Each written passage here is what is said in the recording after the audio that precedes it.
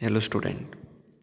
In previous class we have discussed about capacitor and capacitance, right? So what are capacitors? Capacitor is a electric device which is used to store the electric charges, right? Capacitor is the electric device which is used to store the electric charges, and it consists of one or more pair of conductor separated by a insulator, and that electric device is called as capacitor, right? And also we have seen capacitance. What is capacitance?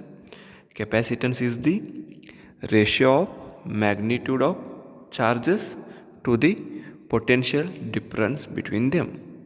So it is capacitance C is equal to Q divided by delta V, or V, both are same. C is equal to Q divided by V. It is capacitance. And today we'll see a derivation of capacitance of parallel plate capacitor.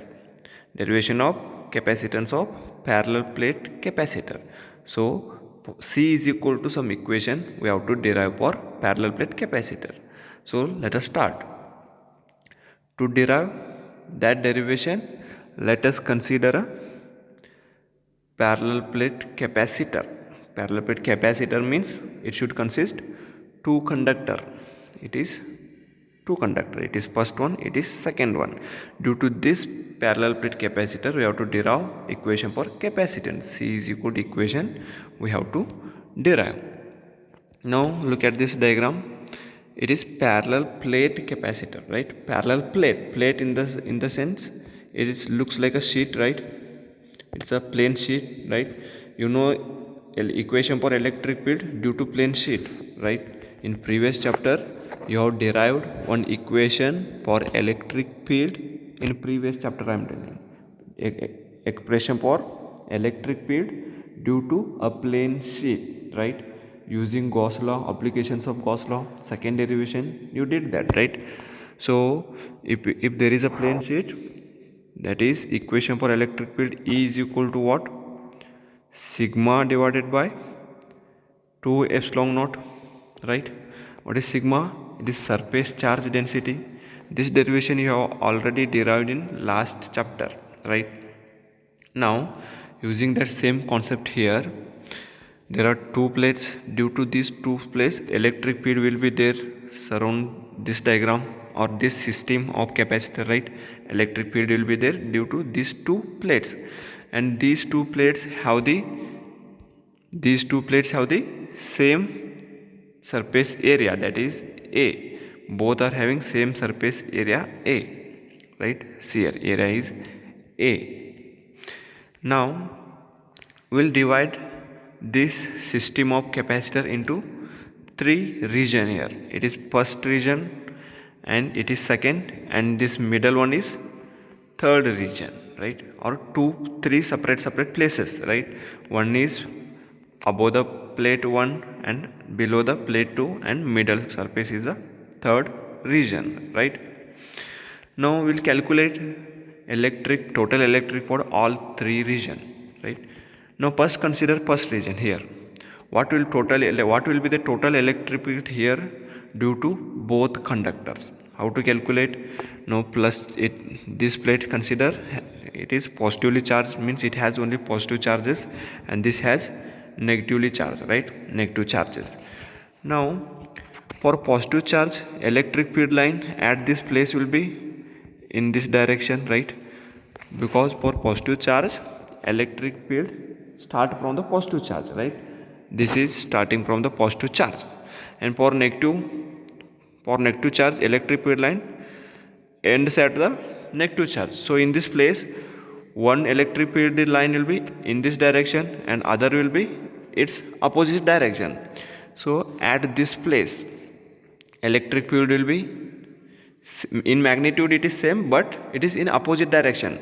That's why you will get zero electric field above the plate 1 in this region. Call this region, it is for region 1. It is for region 1. Why electric field is zero here? You have to consider the concept of electric field line. For positive charge, electric field is in this direction. For negative charge, electric field is in opposite direction, here at this place only, above the first plate, above the surface of first plate. So both have same magnitude but opposite direction, so that's why it is cancelled out and it gives a value 0. 0 where? Above the first plate. Now calculate for second plate below. At this plate, at this region, second region, calculate the electric field and see what you will get, right? See, at this place, for due to negative charge, electric field line will be like this, right? And for positive charge, they will be some more like this. See this region now, both are having same magnitude, right? Same magnitude, but direction is opposite, that's why minus here. So again, below the plate 2 you will get how much electric field? Again it is 0, right? Above and below the field or plate, you will get electric field how much? 0. At this region and at this region you will get electric field as a 0, right? Now last region, it is third region. Third region is the between plate 1 and plate 2. It is plate 1, plate 2. Now at this field you have to calculate the electric field. Now see, due to first plate, electric field line will be in this direction, and due to second plate, that is this, due to this plate, electric field line will be in which direction? Electric field lines ends at the negative charge. Ends at negative charge means it is also should come in this direction only, right or not? If you consider this side, for negative charge it should come like this.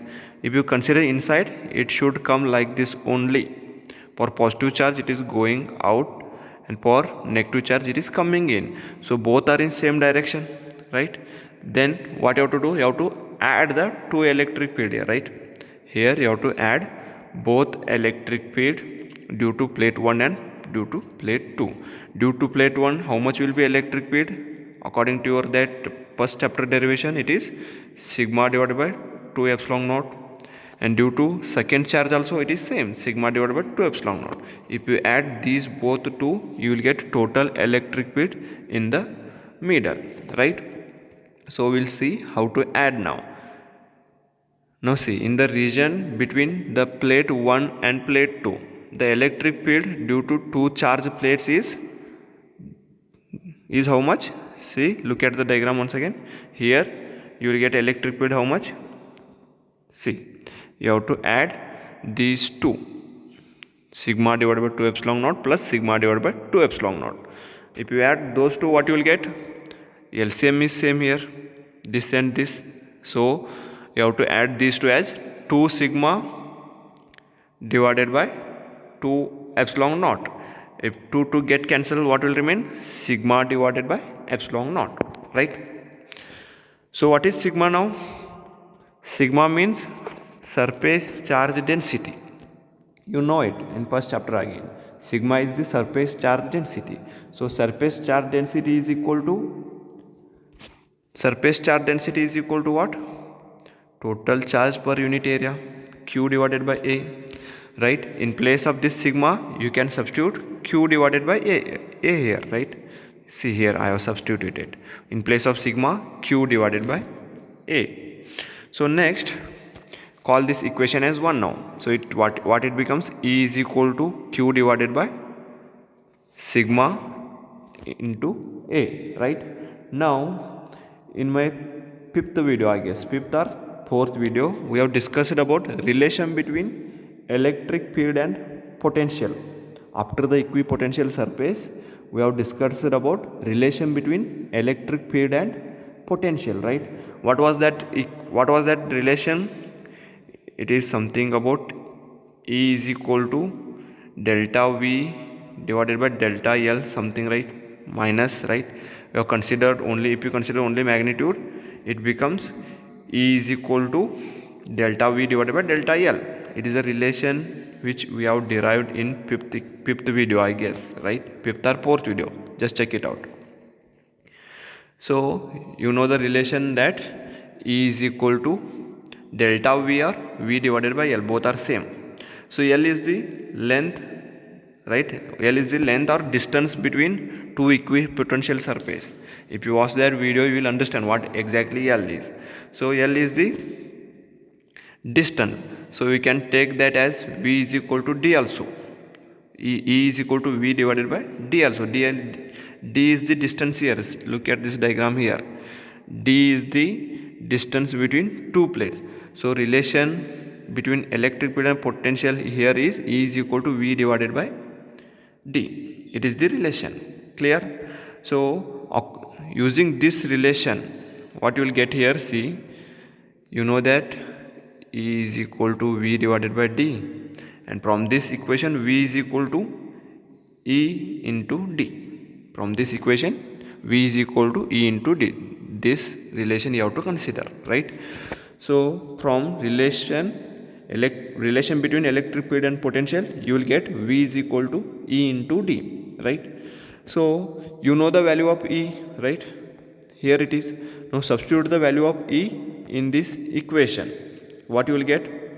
You will get 1 divided by epsilon naught QD divided by A. If you substitute this value in this equation in place of E, you will get 1 divided by epsilon naught QD divided by A. Call this equation as 2 now. Now what you have to do, you know the definitions of capacitance, right? Definitions of capacitance, that is C is equal to Q divided by V, right? You know this equation. Now you know the value of V also, right?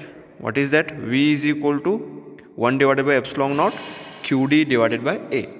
If you substitute the value of V in this equation, it is the definition of capacitance. If you substitute the value of V in this equation, you will get the final equation for capacitance of parallel plate capacitor, that is C is equal to epsilon naught into A divided by D. So it is the final equation for capacitance of parallel plate capacitor. Now concentrate once again what you have discussed.